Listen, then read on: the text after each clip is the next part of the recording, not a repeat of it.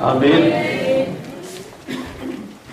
오늘 또 살아계신 하나님이 하나님의 말씀을 우리에게 하실 때 그 말씀이 우리에게 은혜가 되고 또 생명이 되고 능력이 되고 복이 되기를 주님의 이름으로 축복합니다. 오늘은 한번 이렇게 시작했으면 좋겠어요. 옆에 분들 손을 좀 한번 꼭 잡아보세요. 앞뒤로도 좀 잡으시고, 그리고 서로 얼굴 보면서 한번 인사하겠습니다. 반갑습니다. 잘 오셨습니다. 주님 기다리시는 자리에 나오셨습니다.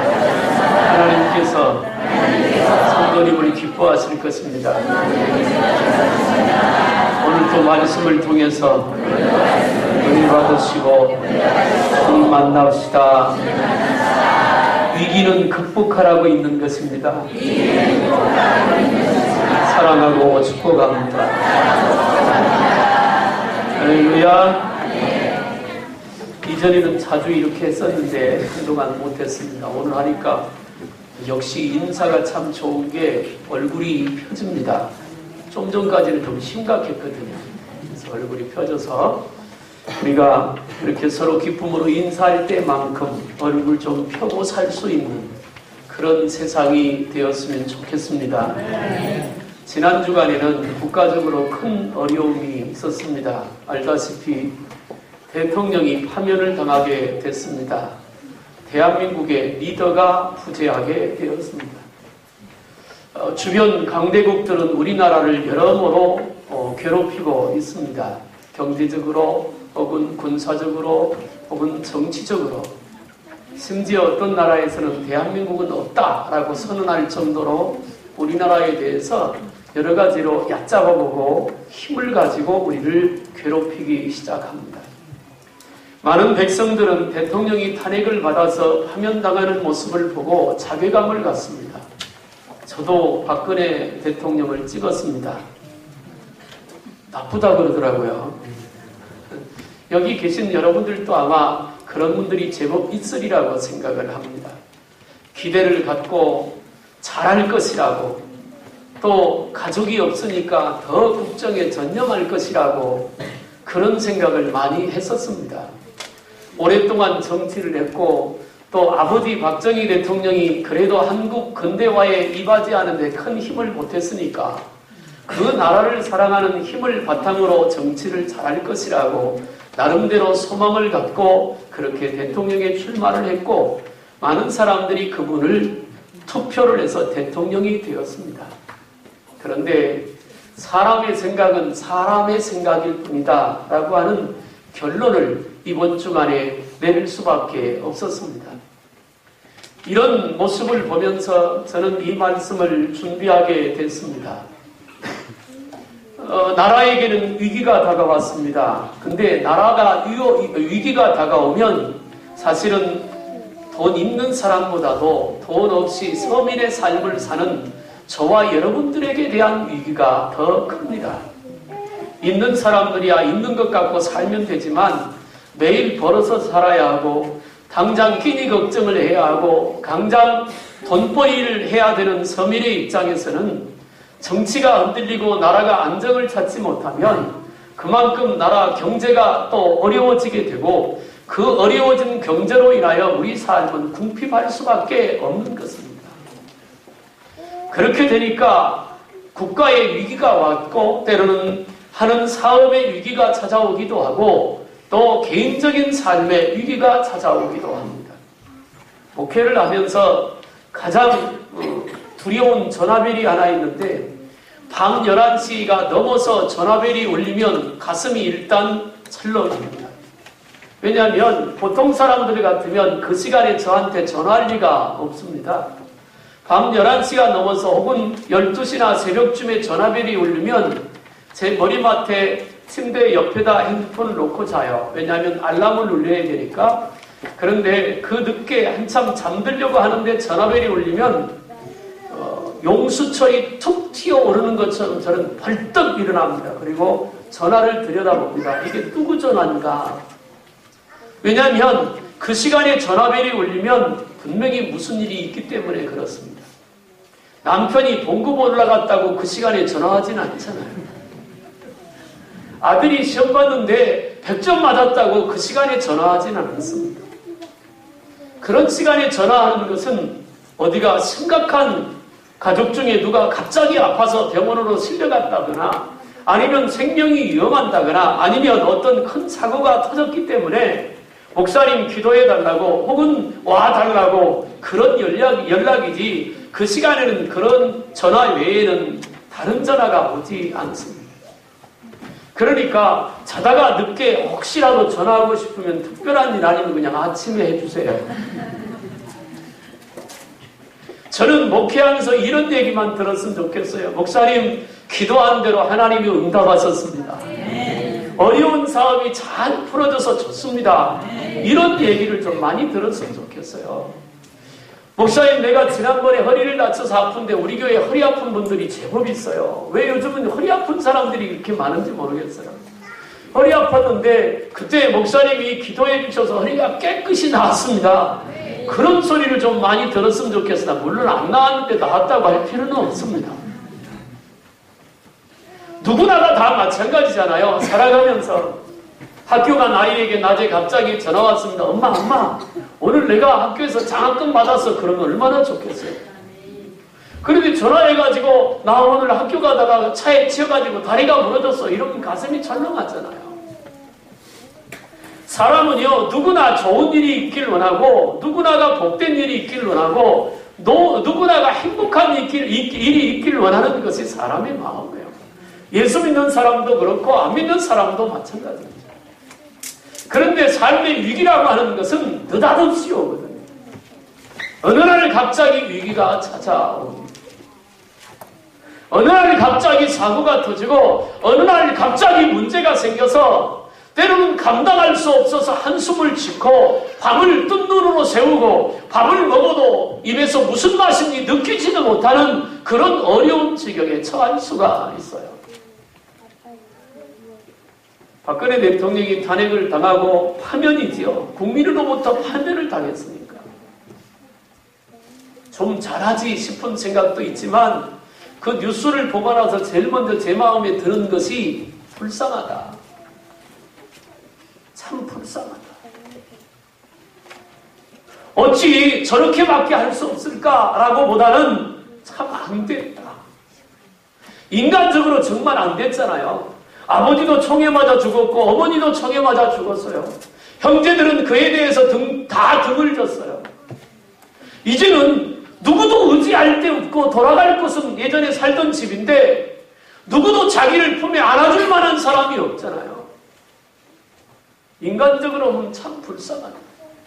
나라를 어렵게 만들고 정치적인 혼란을 갖다 오고 국민들에게 좌절감을 가져다주는 그 죄로 말하면 참 나쁘지만 그래도 불쌍한 생각이 먼저 들더라고요. 요즘 우리나라는 양분되어 있잖아요. 진보주의자들하고 보수주의자들하고. 여기도 아마 나누면 손 들어보라면 나눌 거예요. 그래서 저는 중도를 가겠습니다. 이쪽도 아니고 저쪽도 아니고. 큰 문제예요. 어젠가 그젠가 분당에 있는 만납교회 김병삼 목사님이 설교하는데 이런 설교를 하더라고요. 세상은 공의를 외친다고요. 공의는 뭐냐면 옳고 그름을 구별하는 것이에요. 누가 잘했다, 누가 틀렸다, 누가 맞다, 누가 틀렸다 이런 거를 구별하는 것을 공의라고 합니다. 그런데 공의만 외치니까 서로 미워하고 서로 다투게 된다는 거예요.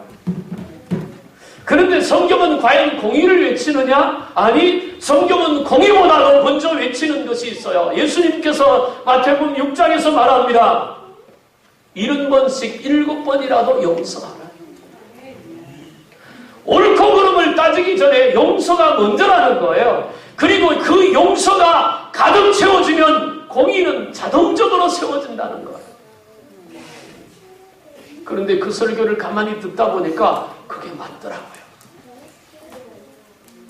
여러분, 사람마다 가치 기준이 다르니까 나하고 저 사람하고 다르면 저 사람이 틀렸다라고 쉽게 생각하고 그렇게 결정을 내릴 때가 참 많습니다. 오늘 우리 속에는 하나님의 사랑과 은혜로 긍휼을 갖고 살아야 돼요. 저 사람 잘못했으니까 못됐어라고 보다 좀 긍휼을 베푸는 마음. 물론 죄는 미워하지요. 사람이 살다 보면 누구나가 위기가 다가오는데 그 위기는 갑자기 온다는 거예요. 생각지 않은 때. 오늘 본문은 여호사밧 왕이 이스라엘을 다스리던 때입니다. 바로 이전 여호사밧 왕의 이전 왕이 히스기야예요. 히스기야 왕이 오늘 새벽 예배에 말씀드렸지만 히스기야가 왕위에 앉자 두 가지 일을 했어요. 하나는 종교개혁을 합니다. 바알과 아세라 목상을 세워놓고 하나님의 제단을 회파하고 우상을 세우고 백성들로 하여금 우상 앞에 나가게 했던 그 나라를 히스기야가 왕위에 앉자마자 종교개혁을 일으켜요. 우상 제단을 다 무너뜨리고 하나님 앞에 나라를 바로 세우려고 하죠. 그 다음에 하나는 의식개혁을 해요. 잘못된 사고방식. 이 두 가지를 통해서 하나님이 히스기야가 다스리는 나라를 축복했어요. 나라가 부강해졌고 잘 살게 됐어요. 히스기야가 죽고 나서 여호사밧이 왕이 되었는데 왕이 돼서 얼마 되지 않아서 아람 나라와 암몬, 모압 족속들 연합군을 조직해서 이스라엘을 공격해 옵니다. 큰 문제예요. 나라가 위기가 봉착했어요. 여호사밧은 아무리 궁리를 해보고 생각해봐도 그 연합군과 싸워서 이길 만한 힘이 없다는 결론을 내립니다. 그래서 여호사밧이 어떻게 하느냐면 사람을 선지자에게 보내요. 선지자는 누구냐면 하나님의 사람이잖아요. 하나님의 말씀을 들어서 하나님의 말씀을 받아서 백성들에게 전하는 하나님의 선지자, 하나님의 종. 그 선지자에게 사람을 보내서 뭐라고 묻느냐면 좀 우리를 이 나라 위기에 봉착했으니까 이 나라를 위해서 이 전쟁을 위해서 하나님 앞에 좀 기도해달라는 거야. 하나님이 뭐라고 말씀하시는지. 사람이 말이에요. 특별히 예수 믿는 사람들은 어떤 위기, 어려움이 왔을 때 가장 먼저 해야 될 것은 하나님께 여쭙는 거예요. 그게 우선이에요.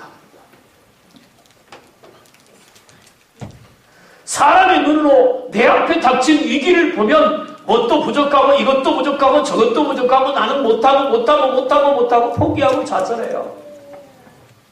그런데 적어도 예수를 믿는 사람은 그렇게 보지 말자는 거예요. 다가오는 위기를 볼 때 내 기준으로 보지 말고 다가오는 위기를 볼 때 믿음의 눈으로 볼 수 있어야 합니다. 그래야 길이 보이는 거죠. 깊은 산 속에서 길을 잃어버렸어요. 높은 데로 올라가야 해요? 계곡으로 내려가야 해요? 올라가서 먼저 살펴야 돼요. 어디가 길이고 어디가 낮은 것인지. 그런 거 있잖아요. 멀리서 숲을 보는 것도 중요하지만 가까이 가서 숲속을 보는 것도 또 중요한 거죠. 다윗과 골리앗이 싸울 때 2주 전에 설교했잖아요. 다윗과 골리앗이 싸울 때 다윗은요, 골리앗을 보지 않고 골리앗을 이기는 하나님을 봤어요. 그러니까 당당한 거예요. 사울과 이스라엘 군사는 어땠어요? 하나님을 본 것이 아니라 골리앗을 봤어요. 그러니까 누구도 그 앞에 싸우려고 나서지 못하는 거예요. 벌벌벌 떨고 무섭고 이길 수가 없으니까. 오늘 우리에게 위기가 닥쳤을 때 똑같은 거예요. 여러분, 이제까지 살면서 당했던 그 위기, 앞으로는 그보다 더 큰 위기가 올지도 몰라요. 안 왔으면 좋겠지만 사실은 예수 믿는 사람들에게도 고난이 오잖아요. 그럴 때 우리는 그 닥쳐오는 위기에 나를 비추면 나는 위기에 묻혀요. 지난번에 그런 얘기 했잖아요. 홍해가 있지만 홍해가 없다고. 무슨 얘기인지 이해가 되시잖아요. 요단강이 뚝이 넘치도록 흐르지만 요단강은 없어요. 여리고성은 견고하게 서 있지만 사실은 여리고성은 없어요. 믿음 안에서 그렇다는 말이에요. 실제는 홍해 바다가 길을 막고 있어요. 그러나 믿음 안에서는 거기에 길이 있으니까 홍해는 별 문제가 안 되는 것이죠. 전능하신 하나님, 창조주 그 하나님 일하시면 능치 못함이 없는 것이고 그 하나님이 역사하시면 해결하지 못할 일이 없을 줄로 믿습니다. 여호사밧이 선지자에게 사람을 보내서 물어요. 하나님 앞에 기도해서 하나님이 이 전쟁에 대해서 뭐라고 말씀하시는지 나에게 좀 알려다오. 기도하고 전갈을 가지고 왔어요. 뭐라고 하는 거니? 따라합시다. 이 전쟁은 여호와께 속한 것인즉 그 전쟁은 하나님께 속했다는 거예요. 그 말을 해석하면 이런 뜻이 됩니다. 모압과 암몬, 아람 사람들이 연합군을 조직해서 이스라엘을 공격해 왔는데 그들의 싸움은 여호사밧과 이스라엘과의 싸움이 아니라 그들의 싸움은 전능하신 하나님과의 싸움이라는 거예요. 그러면 믿음의 사람 여호사밧이 해야 될 일은 뭘까 하는 거예요. 답은 나와 있잖아요. 하나님을 기쁘시게 하면 그 싸움은 하나님이 이기실 줄로 믿습니다.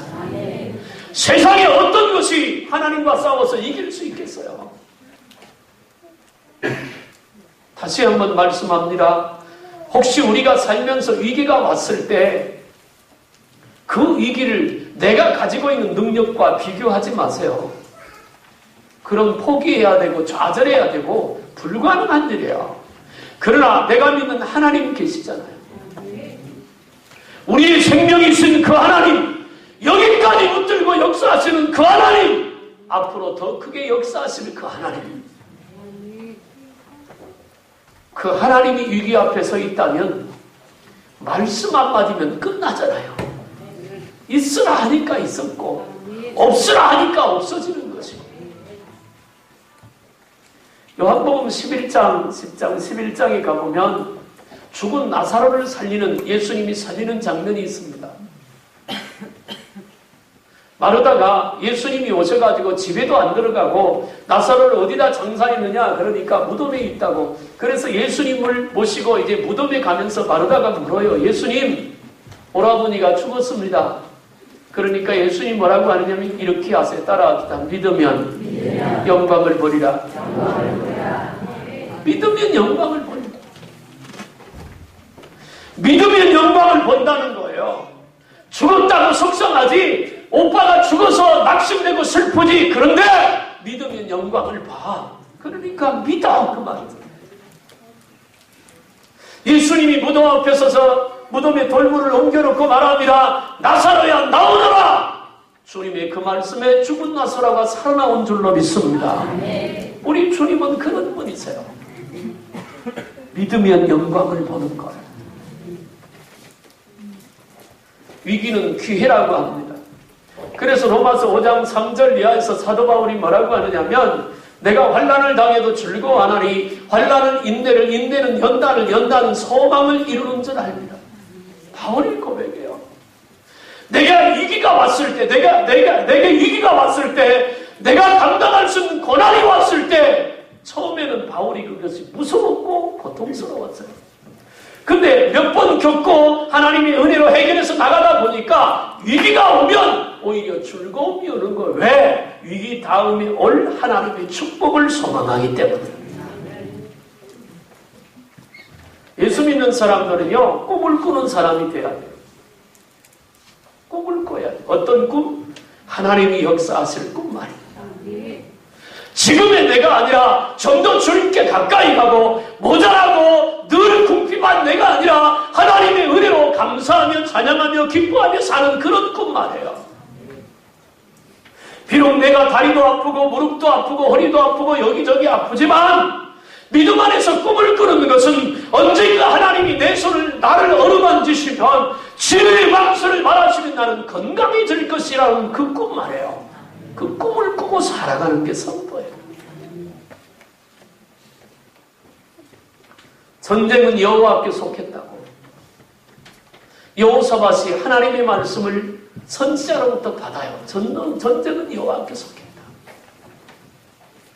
그 응답을 받고 나니까 믿음의 사람 여호사밧은 든든하잖아요.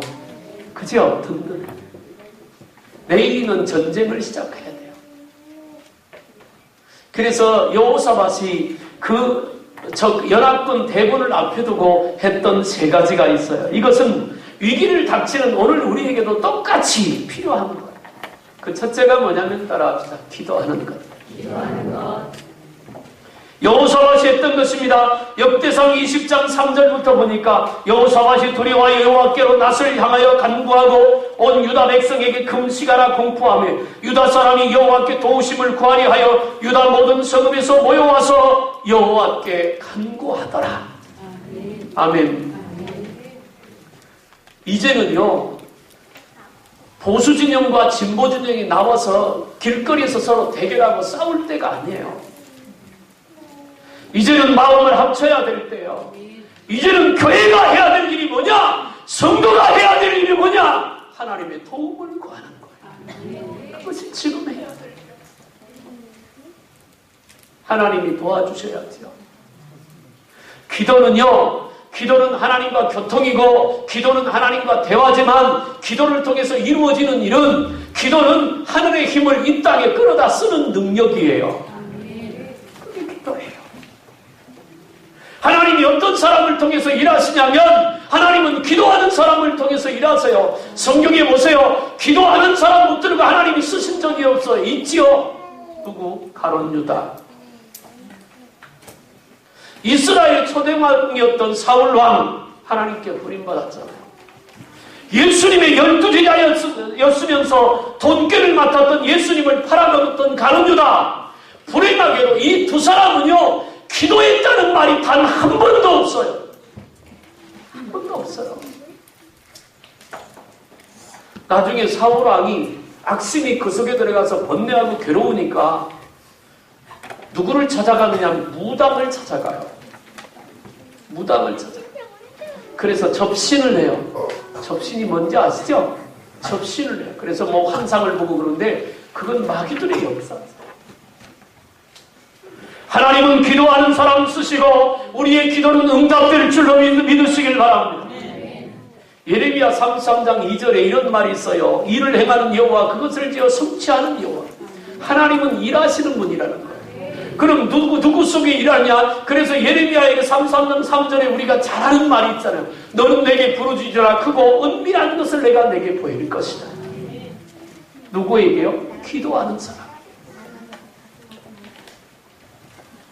도저히 감당할 수 있는 위기가, 나라가 망할 것 같은 위기가, 싸울 만한 힘과 능력이 없는데 적들은 너무 강한 거예요. 이때 여호사밧이 하는 것은 하나님께 엎드려 구하는 거예요. 그리고 하나님의 선자에게 기도의 도움을 요청하는 거예요. 가끔 성도들이 저한테 기도 부탁을 합니다. 목사님 이런 일이 있으니까 기도해 주세요. 자주 하세요. 그건 미안한 것도 아니고 그냥 목사는 그걸 위해서 있는 존재니까 여러분들이 기도 제목이 있으면 저한테 언제든지 문자를 주든지 전화를 하시든지 하세요. 아니면 메모를 주든지. 가끔은 이런 일이 있어요. 이번 신방에도 그런 일이 몇 번 있던데 저는 지금도 기도하고 있는데 가서 얘기 들으면 벌써 끝났더라고요. 혹시 그런 사람은 저한테 짜장면 사세요. 기도해야 되는 거예요. 위기가 왔을 때 그냥 앉아있기보다 한숨 짓기보다 왜 그런 복음서가 있잖아요. 기도할 수 있는데 왜 걱정하십니까?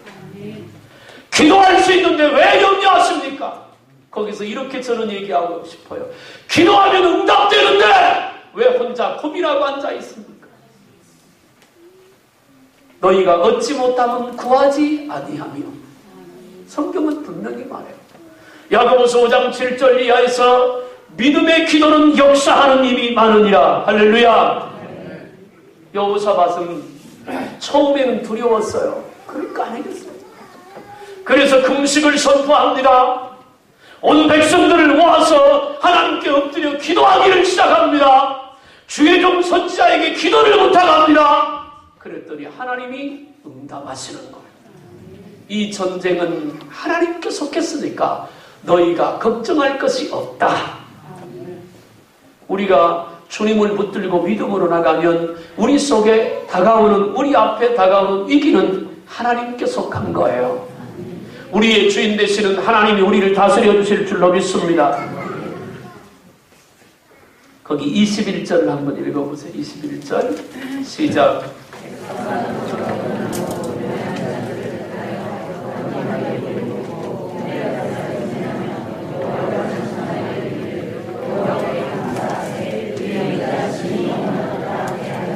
아멘. 자, 보세요. 기도했어요. 그래서 선지자로부터 하나님의 음성을 들었어요. 이 전쟁은 하나님께 속한 거니까 너희가 걱정할 것 없어. 그러면 그렇게 기도했던 왕과 백성들이 가만히 있어야 되느냐? 그들이 해야 될 일이 있잖아요. 전쟁을 이기게 하실 것이니까 이기게 하실 그 하나님을 찬송하는 거예요. 그래서요, 다음날 날이 밝았는데 여호사밧이 성가대를 조직해요. 우리 성가대 오늘 자리가 많이 비었잖아요. 성가대 자원 좀 하세요. 성가대 부흥되게. 소리 좀 더 컸으면 좋겠어요. 피아노 소리가 훨씬 더 크잖아요. 그 아름다운 목소리가 좀 작아요. 크게 하든지. 여호사밧이 아침에 일어나서 어떻게 했느냐면 성가대를 조직해요. 120명으로. 우리 교회도 한 120명 정도 성가대 되면 얼마나 좋겠어요. 하나씩 낳든지 뭐 남편을 갖다 앉혀놓든지 좀 그래서 어떻게 해봐요. 여호사밧이 성가대 120명을 구성을 해가지고 적들이 지금 저 앞에 섰어요. 금방이라도 공격해 오려고. 여기 이스라엘 군사들이 썼어요. 비교가 안 돼요. 근데 그 맨 앞에 최전선에 성가대를 세우는 거예요.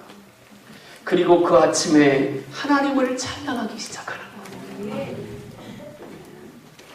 성경에요, 어디를 봐도 여기 외에 전쟁의 성가대가 최앞에 최전선에 섰다는 말은 없어요. 성가대가 그렇게 중요한 거예요. 여러분들의 믿음의 찬양이 여기 영적인 싸움을 싸우고 있는 성도들에게 승리를 가져다 줄 소리예요. 정말 그렇거든요.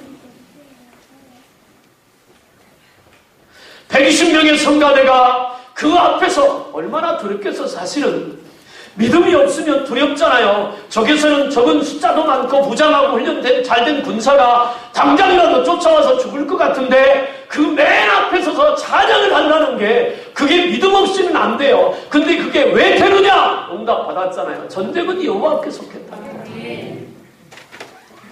그러면 그 전쟁하기 위해서 하나님이 오실 거 아니에요. 천군과 천사로 임재하실 거 아닙니까? 그러면 이스라엘 백성 믿음의 사람이 해야 될 일이 뭐예요? 그 하나님의 영광을 찬송하는 거예요. 이사야 43장 21절에 내가 이 백성을 나를 위하여 지었나니 나를 찬송하게 하려 함이라. 하나님은요, 찬송 중에 거하시는 분이세요. 그러니까 나는 여러분들이 삶 속에도 찬양을 많이 하길 바랍니다. 찬송을 많이 하세요. 그게 얼마나 우리 삶에 힘이 되고 은혜가 되고 능력이 되는지 몰라요. 누가 뭐 옆에서 들으면 좀 어때요? 제가요, 운전하고 다니면서 막 졸리고 이러면요, 어떨 때는 허벅지도 꼬집고 막 팔도 꼬집고 안 졸아야 되니까. 근데 그렇게 하다 안 되면 찬송 불러요. 찬송 부르는데 누가 옆에 사람이 보면 저런 미쳤다 그럴 거예요. 뭐 핸들을 때리면서 막 혼자 부르고 뭐 웃기도 하고. 그러거나 말거나 내가 좋아서 그러는데 뭐 뭔 상관이, 그죠? 찬송은 능력이 있어요. 오늘 본문의 말씀을 가만히 살펴보니까 이스라엘 백성들이 성가대 120명을 조성해서 하나님 앞에 찬송을 시작하는 그 순간 하나님께서 연합군을 치신 줄로 믿습니다. 하나님의 역사하세요. 제가 아까 그랬잖아요. 하나님은 찬송 중에 거하십니다. 하나님은 정말 찬송을 좋아하세요. 우리를 부르는 것도 하나님을 찬송하게 얘기합니다. 앞에 기도에 얘기했는데 찬송은요, 곡조 달린 기도이기도 해요. 우리가 부르는 찬송 모두는 그냥 써진 게 아니에요. 이 찬송의 내용은 전부 다 그 찬송을 쓴 사람들의 신앙 고백이 담겨 있어요. 그러니까 그 믿음을 갖고 부르면 그게 은혜가 되고 그 찬송 가운데 하나님이 임재할 줄로 믿으시길 바랍니다. 하나님의 말씀은 들고 다니면서 읽어야 되잖아요. 근데 찬송은 가사 틀려도 괜찮아요. 내 주를 가까이 하려 하면 그러다가 다 가사가 틀려도 괜찮아요. 박자 틀리면 좀 어때요? 제가 언젠가 한번 얘기했잖아요. 제가 정말 은혜롭게 들었던 특송, 70이 넘은 할머니가 개척교회 설립 예배를 드리는데 경기도 이천에서 제가 그때 설교를 갔는데 웬 할머니가 나와서 찬송을 특송을 하신다 그래요. 보니까 70이 넘으셨는데 무반주로 하신대요. 무반주는요 보통 실력이 아니면 안 되잖아요. 근데 제가 나중에 듣고 알았어요. 무반주가 훨씬 낫다. 부르는데요, 시작하는데 음정도 하나도 안 맞고요, 박자도요 이상해요. 빨랐다, 길었다, 짧았다, 전혀 안 맞아요. 근데 들을수록 감동이 돼요. 들을수록 깜짝 놀랐어요. 끝나고 나서 담임 목사님이 광고를 하면서 그래요. 왜 저렇게 음정도 박자도 안 맞는 할머니가 특성하셨는지 여러분 궁금하실 것이라고 그러면서 간단하게 얘기하면 교회 나오신 지 얼마 안 됐는데 은혜를 받아가지고 너무 행복해 하신다는 거예요. 그래서 할머니한테 그랬대요. 목사님이 할머니 이번 입당 예배 하는데 특성을 좀 하시라 그러니까 하시겠다고. 근데 목사님이 들어보니까 역시 아무것도 안 맞는 거예요. 그런데 은혜가 되더라고요. 믿음으로 부르니까, 은혜로 부르니까 그러잖아요. 120명의 성가대가 그 앞에 서서 적들이 활을 쏘면 맞아야 되고 창을 던지면 죽어야 되잖아요. 그러나 하나님을 향한 믿음, 하나님이 이 전쟁은 하나님께 속했다고 선언하셨으니까 하나님이 역사할 줄로 믿고 이 전쟁에 승리하러 오시는 하나님을 찬양하는 그 믿음 말이에요. 그 찬송이 기적을 일으키는 거예요. 하나 더 말씀드리면 거기 한번 21절을 다시 한번 읽어봅시다. 시작.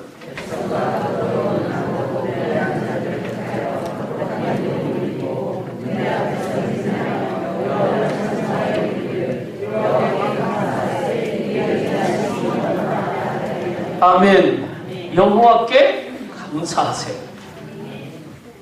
전쟁 안 끝났잖아요. 그죠? 전쟁 시작도 안 했어요. 그런데 뭐라고 찬양하냐면 여호와께 감사하세요.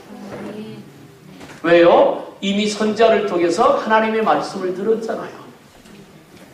전쟁은 하나님께 속했다고, 그 말은 하나님이 싸워주실 것이라고, 이 전쟁에서 이길 것이라고.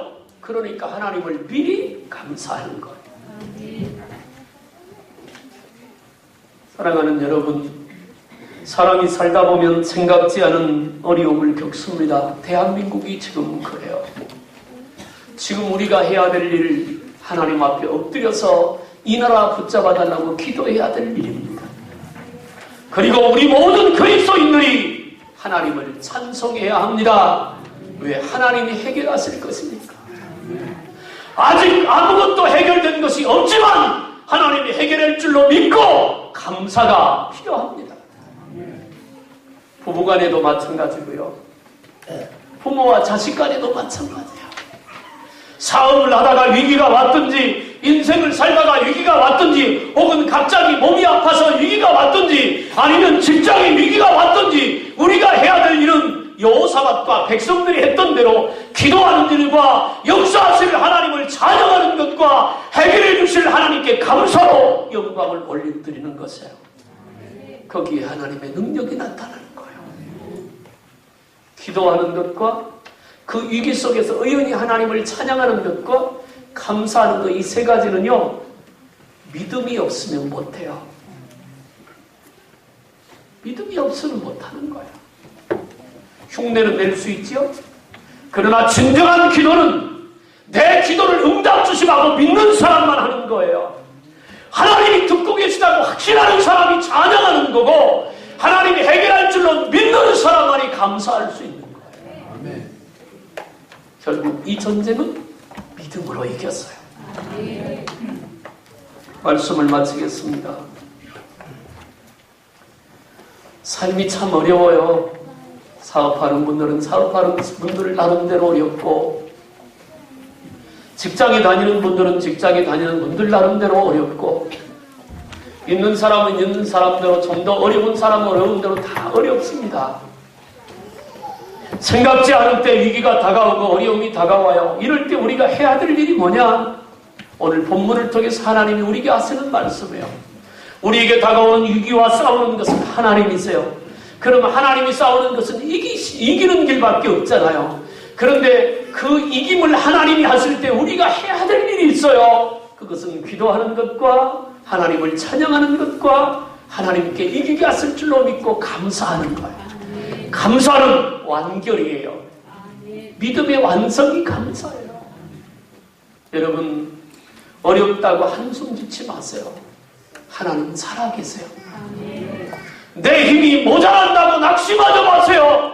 우리 주님은 전능하신 분이세요. 감당할 수 없는 일은 없어요. 피할 길을 주심하고 주님이 약속하셨어요. 구하면 주실 거예요. 감사하면 주님이 역사하실 거예요. 찬송 중에 그 하시는 주님이 오셔서 승리로 인도해 주실 겁니다. 그 하나님과 더불어 믿음으로 승리하고 위기를 축복으로 바꾸어가는 우리 큰 사랑교회 성도들이 다 되기를 주님의 이름으로 축원합니다. 기도하겠습니다. 살아계신 하나님 아버지,